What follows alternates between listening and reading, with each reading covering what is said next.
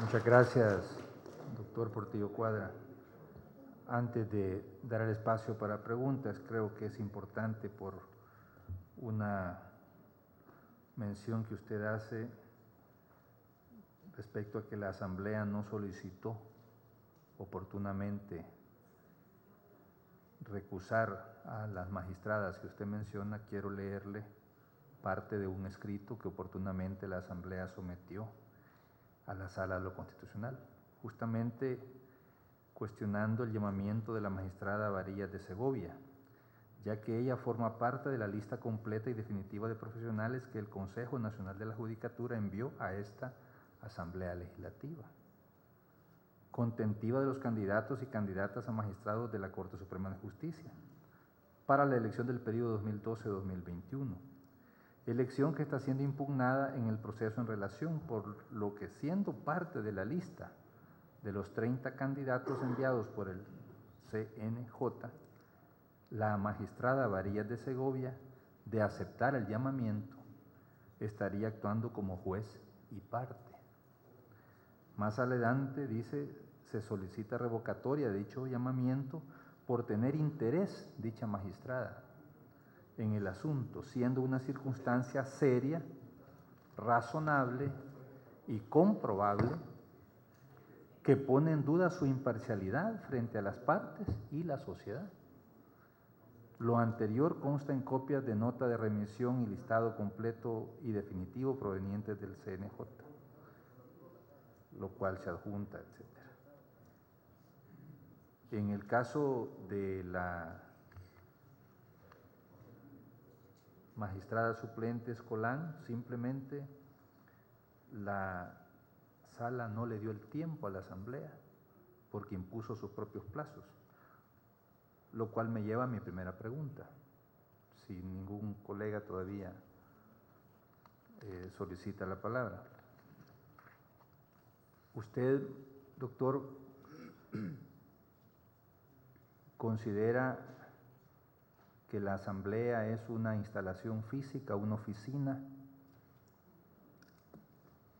un edificio, o es un cuerpo colegiado de 84 diputados y diputadas, ciudadanos de la República, que se reúnen, y cuando se reúnen son asambleas,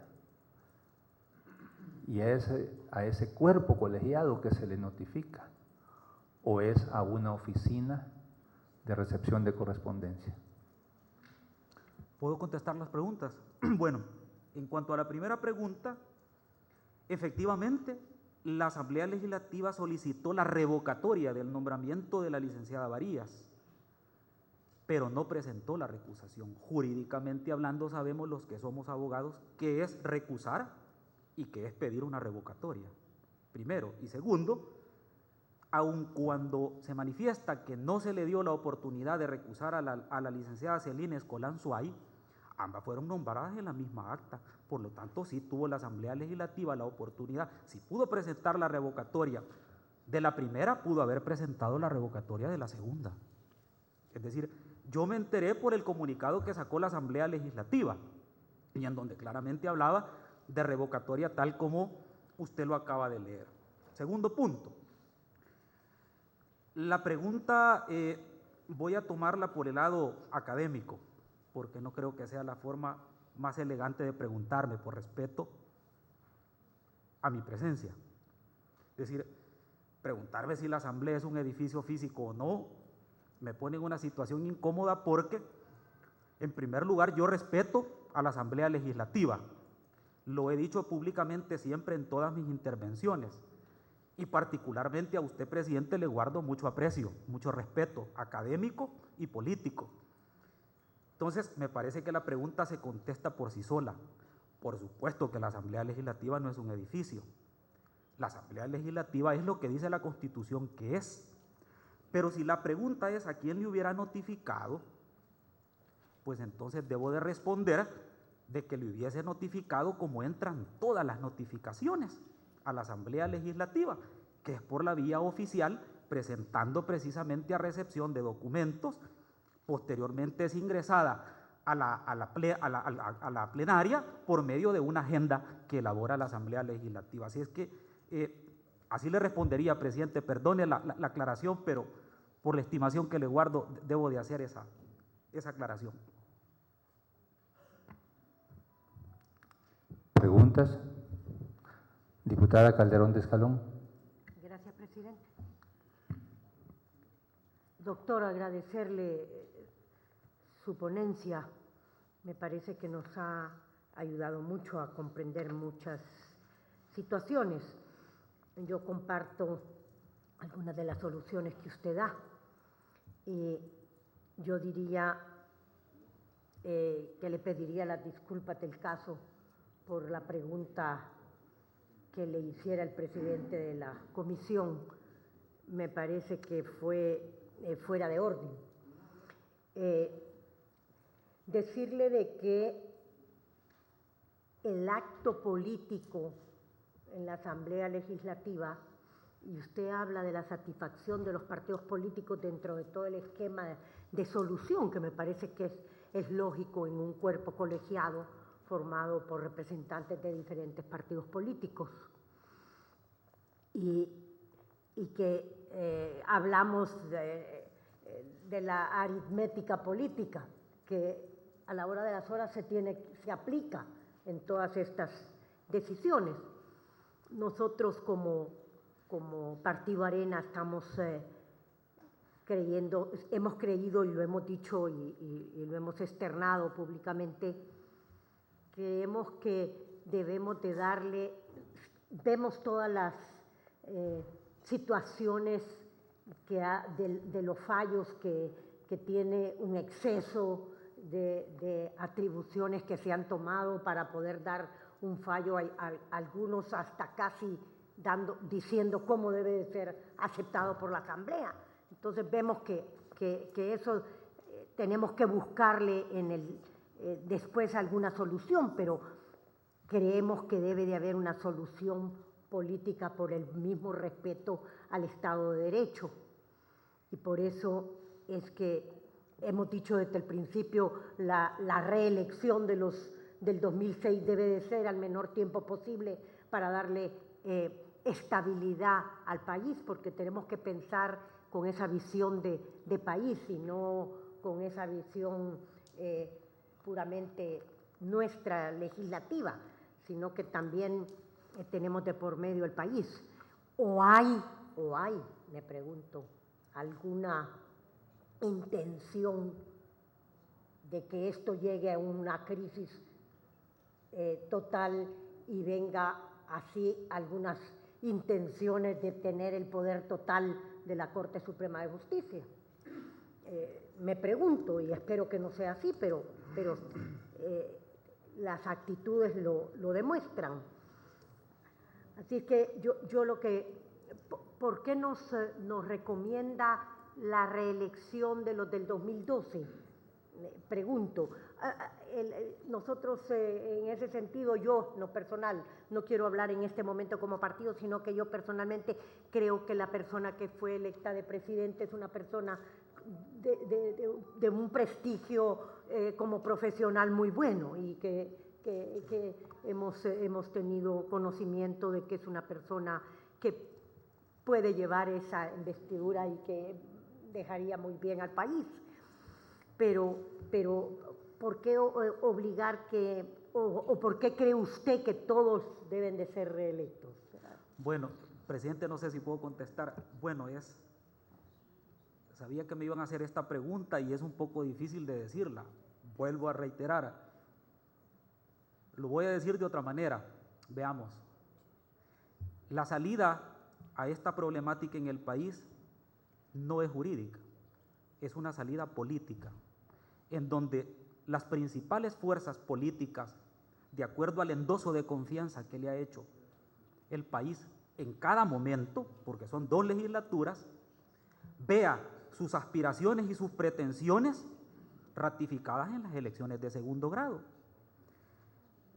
Hay cosas que no las puedo decir así tan fácilmente, perdónenme, pero es difícil sincerarse a hablar de temas políticos. Pero como así me lo ha pedido doña Milena, así lo voy a decir. Bueno, nadie en este país desconoce que los magistrados electos, en su mayoría, en el 2006, obedecieron a una correlación política determinada de partidos determinados.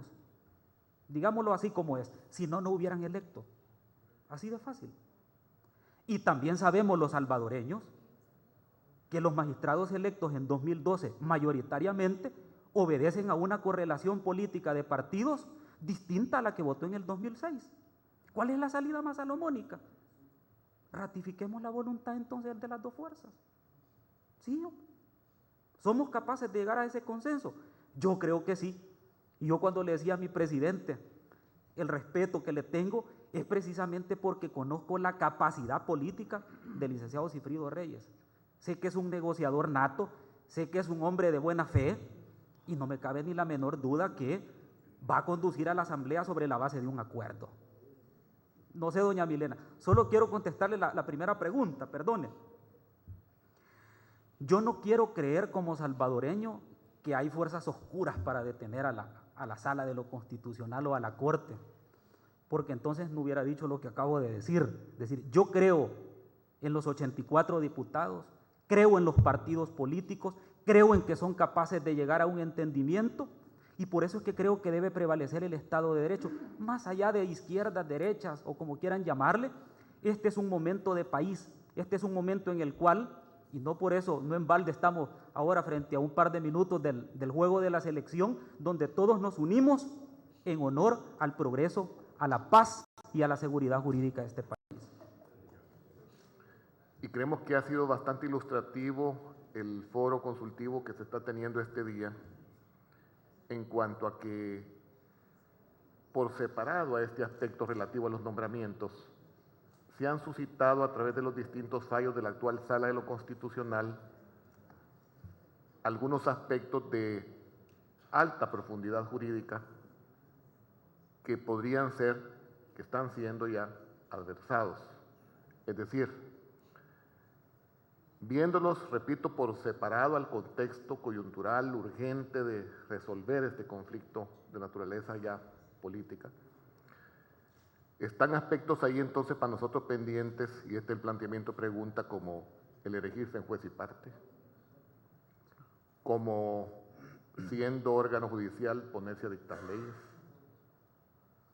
como siendo órgano judicial también sujeto a nuestro entender como abogados, universalmente creería yo, independientemente de qué órgano integremos, estar todos sujetos a los límites del texto y del orden constitucional establecido, de manera que ninguno podría entender en la comunidad jurídica que la Corte Suprema de Justicia, a través de la Sala de lo Constitucional, tiene facultades de modificar la Constitución de la República en un solo acto con 4 firmas.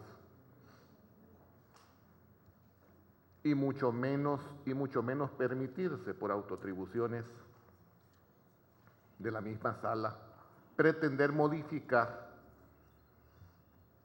la forma de gobierno y el sistema político establecidos. De tal manera que el planteamiento pregunta es si en el análisis que por vuestra parte tienen, están considerando que estos son temas pendientes una vez se supere la problemática coyuntural, pero que son temas pendientes que deben continuar siendo debatidos, porque hasta el momento quienes han estado haciendo planteamientos sobre estos aspectos se han dedicado mayoritariamente a aplaudir las actuaciones de la Sala de lo Constitucional en lo que respecta a nombramientos, pero han soslayado en un 100% abordar estos temas a los que nosotros en este instante nos estamos refiriendo. Muchas gracias, secretario. Muchas gracias, presidente. Bueno, ya me puso un aprieto, doctor, porque las preguntas y las apreciaciones no son fáciles, pero obviamente que sí las comparto plenamente con usted. En primer lugar, ningún poder judicial ni ningún tribunal realmente puede arrogarse la facultad de modificar la Constitución a voluntad. Es decir, si de algo estoy claro es de eso. Y esa es la razón por la cual me permito agregar a la respuesta que si en algún momento nosotros como académicos, y hablo por todos los colegas que están aquí académicos, analizáramos que peligra la autonomía de la Asamblea Legislativa, que no les quepa ni la menor duda que la primera voz de protesta va a ser la de la academia, porque nosotros no nos debemos a izquierdas ni a derechas, sino que a la verdad científica de lo que el derecho dice. Podemos disentir, pero la misma situación de disentir es parte de la ciencia. Pero en cuanto al otro punto, aquí siempre se ha satanizado el tema de la palabra negociación y entendimiento, porque siempre se ha visto como una negociación bajo la mesa. Y lo que el doctor Parker muy bien dice es que necesitamos como país dialogar entre los órganos del Estado. Dialogar no significa negociar. Poner en común la Constitución y la agenda de un país no tiene por qué ser mal visto. Ese es parte de un entendimiento básico. Y el otro punto que me parece importante es, y lo reitero, es que el tema de elegir 2 veces en una legislatura debió de ser parte de una reforma legal. Es decir, no tiene por qué la Corte venir a inhabilitar a uno de los órganos del Estado, que de por sí se oye feo, pues, inhabilitar a la Asamblea Legislativa para elegir por segunda vez. Imagínense en qué lío nos mete. ¿Y qué tal si hay una reforma de ley en este momento que diga que no se puede? ¿Cómo queda el fallo? ¿O cómo queda la ley que aprobemos? Es un lío. Por eso es que hay cosas que hay que reservarlas a la ley, otras a la Constitución y otras a los fallos judiciales. Pero estoy totalmente de acuerdo, doctor. No, en ser juez y parte no. Eso lo dejo meridianamente claro porque, y lo digo, no tengo ningún problema en volverlo a decir, el primero que dijo en este país que no podía conocer el doctor Belarmino Jaime fui yo, 5 minutos después de presentada la demanda. ¿Por qué? Porque eso no es concebible, pues. Ningún tribunal puede conocer, siendo él parte afectada, positiva o negativamente de una sentencia. Si eso es así con el juez de paz de Polorós, ¿cómo no va a ser así con el presidente de la Corte Suprema de Justicia? Claro que sí, pues. Perdón si no fui muy explícito. Por supuesto, a la magistrada. Gracias, doctor. Yo quisiera volver a un punto donde creo que se puede entender como un agravio y absolutamente no puede quedar así, por la amistad y el respeto que también le tengo como académico y como ciudadano y como amigo. De hecho, quiero decirle que yo fui quien pedí que usted viniera Muchas gracias, a dar presidente. este testimonio, porque sus opiniones nos merecen mucho respeto. Dice la ley, Reglamento Interior de la Asamblea Legislativa, en su artículo 13, que cuando se trate de notificaciones a la Asamblea provenientes de la Corte Suprema de Justicia o de alguna de sus salas, estas tendrán que ser recibidas por la Asamblea en pleno. A eso justamente me refería, porque dentro de este proceso uno de los vicios o violaciones más graves que a nuestro juicio se han producido es justamente el declarar que este artículo de la ley es nulo, contradiciendo la misma conducta de la sala que en ocasiones muy recientes ha aceptado y nunca puso en duda los plazos. Ahora resulta que lo que era válido para este caso no es válido. Pero de ninguna manera, doctor, es que queríamos comprometer la seriedad de esta audiencia pública, ni mucho menos el respeto que usted nos merece. Es simplemente porque es importante ilustrarle al país cómo se ha procedido de una manera arbitraria, apartándose de la misma conducta por los mismos magistrados, que lo que ayer era válido, amanece siendo no válido. Decirle también que en el proceso la Asamblea se dirigió a la Corte Suprema de Justicia planteando las recusaciones, basándonos también en la ley, artículo 51 de la Ley Orgánica Judicial. Pero la Sala Constitucional, el artículo 51 establece que será la Corte Suprema la que conocerá de recusaciones, excusas, licencias. Pero no fue la Corte Suprema en pleno, sino que la Sala la que, abrogándose ese derecho, decidió conocer de excusas. Y eso ya le dio desde el principio a todo este proceso una irregularidad, a nuestro juicio, bastante grave. Pero bueno, yo tengo un par de preguntas adicionales. Lo de juez y parte. El que un magistrado que fue oportunamente recusado y que él mismo después solicita sea excusado, haya firmado la resolución de admisibilidad de un recurso del cual después él mismo declara que es juez y parte, no le da a todo eso un vicio de nulidad absoluta desde el inicio. Primera pregunta. Segunda, usted ha insistido de que todo esto es un problema político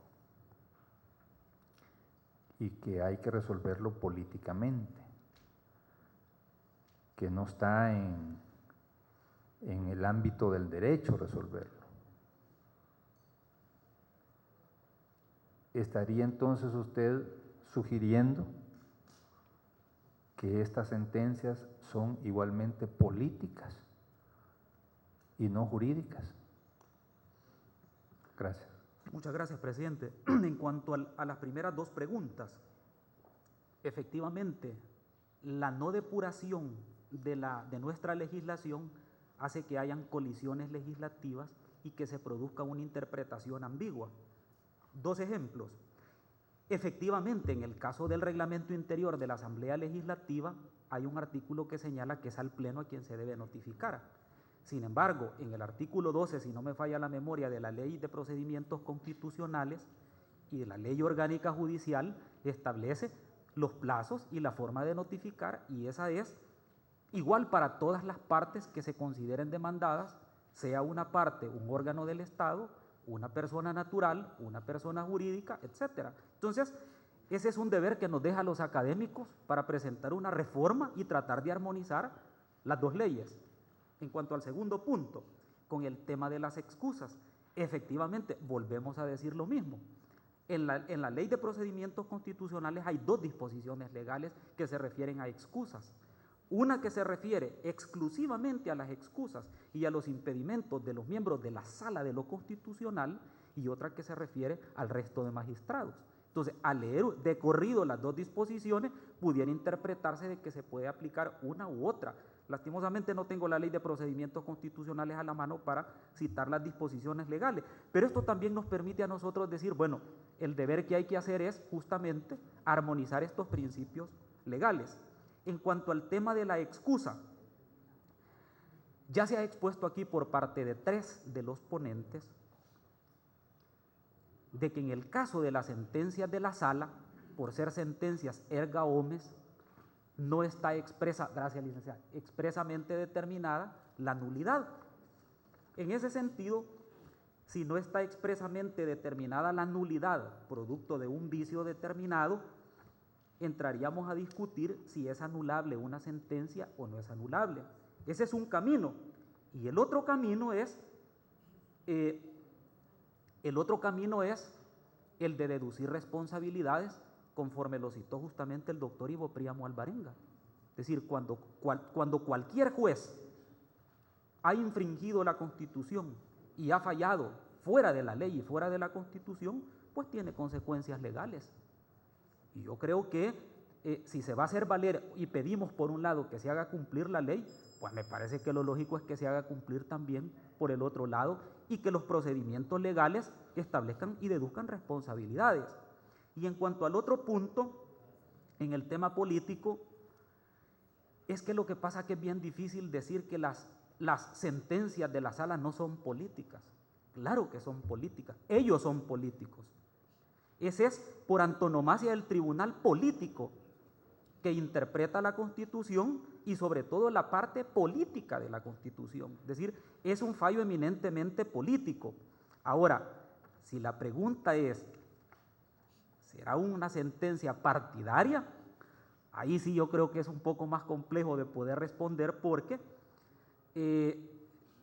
ya no sabemos a qué intereses, es decir, están, lo desconozco, pero de qué es política, mi presidente, sin duda es política.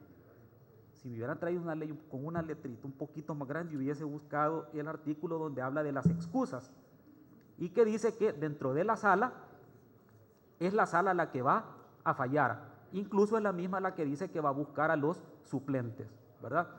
Pero no sé si contesto sus preguntas, presidente. Diputado Roberto Angulo, tiene la palabra. Gracias.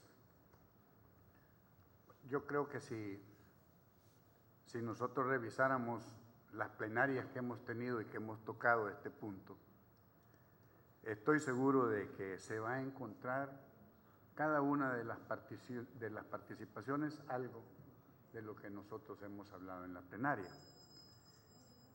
a favor y en contra de las posiciones de la mayoría.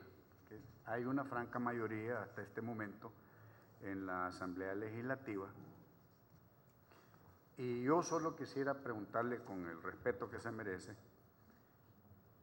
si no es motivo de una preocupación especial la forma en que se ha atendido este tema por la Sala de lo Constitucional.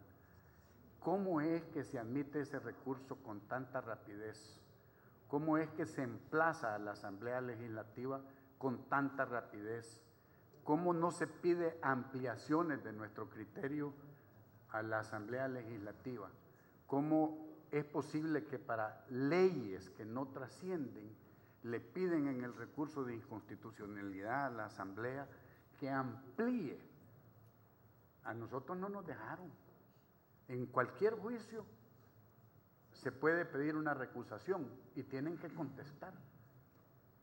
Al fiscal le dieron 4 días. O sea que aún los plazos nos sorprendieron, como que estaban esperando que nosotros eligiéramos para caer encima. Y en lo particular, si hablamos de temas políticos, nosotros ya sabíamos cómo iba a fallar la Sala de lo Constitucional. Y les pregunto, ¿ustedes no sabían cómo iba a fallar la Sala de lo Constitucional?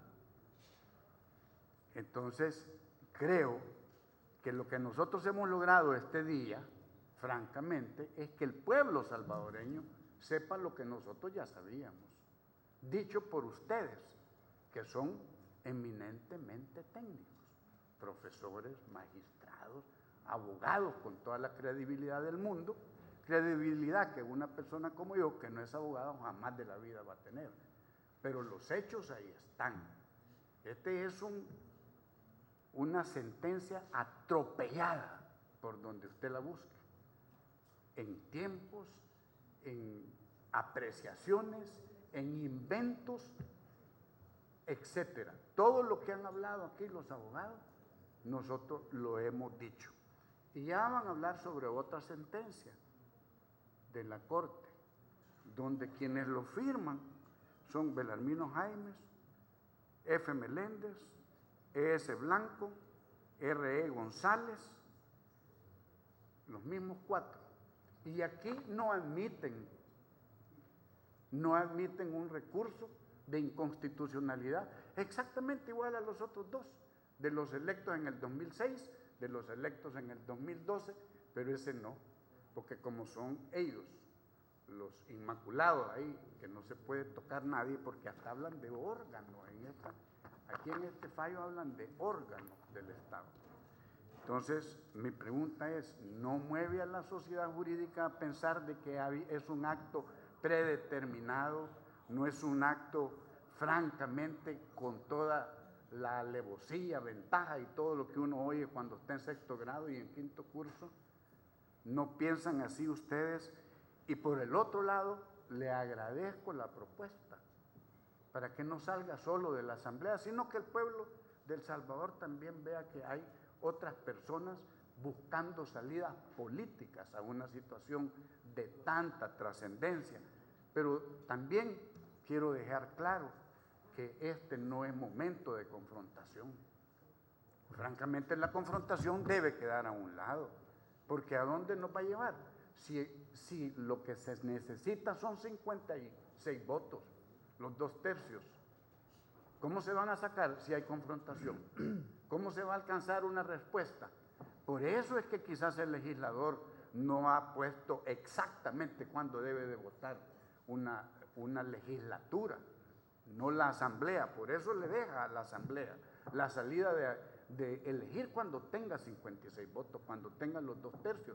A mí me parece que es sabio, me parece que no se debe de tocar, porque es una salida a una necesidad política. Entonces, yo sí creo que hacer esas valoraciones de su parte si quiere, porque eso es mi apreciación, que hay premeditación, que se ha hecho con una mentalidad ya, con una finalidad que no la entiendo, porque tampoco entiendo a quién responden y tampoco entiendo por qué se unen siempre los mismos 4 votos. Así que la confrontación no es del momento. La confrontación debe quedar atrás cuando son los intereses del país. Nosotros hemos venido denunciando esto desde hace ratos. La Asamblea ha sido tibia y ha permitido algunas cosas que nos han llevado hasta aquí. Pero no podemos, creo yo, o creemos algunos, seguir en lo mismo. Presidente, muchas gracias. Bueno, efectivamente a todos los salvadoreños, de todas las tendencias políticas, nos llamó mucho la atención la forma tan rápida en que se resolvió. Ahora, entiendo por lo que los mismos magistrados han mencionado que las prioridades en la resolución de las sentencias judiciales obedece a que el no fallo no vaya a producir mayores problemas jurídicos no resolviendo que resolviendo. Y por eso es que en algunas ocasiones hemos visto sentencias que se han dictado con mucha rapidez, como por ejemplo el caso del coronel Ochoa Pérez, y algunos otros casos donde, por ejemplo, se presume de que la no resolución puede ocasionar mayores perjuicios jurídicos. Pero igual, usted tiene toda la razón. Yo también lo dije en un blog en donde escribo habitualmente los viernes, de que había sido una sentencia bastante rápida y bastante anunciada. Es decir, aquí no nos vamos a leer la mano entre salvadoreños, ¿verdad? No, aquí sabíamos por dónde iban la lógica de las sentencias y sabíamos cuál era el razonamiento que se podía esgrimir. Pero en cuanto a la propuesta, había un detalle que se me había escapado, presidente, si me permite. Es que la propuesta en sí misma tiene un balance. Eso sí no lo voy a decir porque eso lo van a discutir ustedes, pero la propuesta lleva un balance entre la Sala de lo Constitucional y la Corte Plena. Hasta ahí nada más me quedo para no hablar más de la cuenta. Muchas gracias, doctor Portillo Cuadra, por sus valiosas opiniones. Muchas gracias, presidente. Si en algún momento incomodaron mis palabras, les ruego acepten mis disculpas. Buenas tardes a todos.